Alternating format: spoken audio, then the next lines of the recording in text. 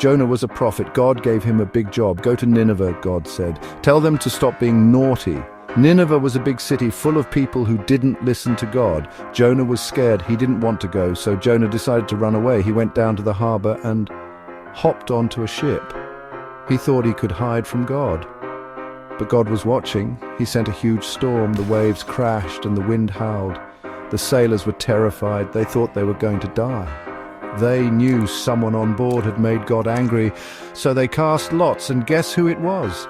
Jonah. Jonah admitted he was running from God. "Throw me overboard," he cried, "then the storm will stop." The sailors were desperate. They didn't want to hurt Jonah, but they were scared, so they threw him overboard. The storm stopped immediately. The sailors were amazed. They knew God was powerful.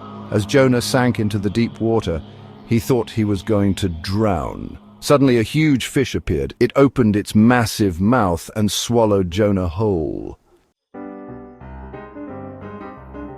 Jonah was trapped. It was dark, smelly and slimy inside the fish. He was all alone. For 3 days and 3 nights, Jonah sat in the belly of the fish. He had nowhere to go. He had no one to blame but himself.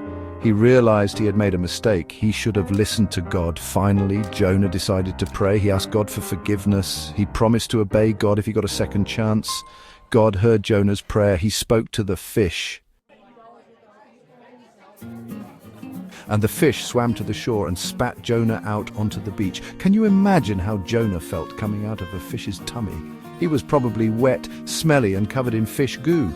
But he was also incredibly grateful. This time, Jonah listened to God.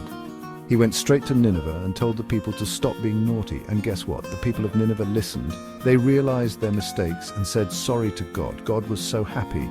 He forgave them and didn't punish them.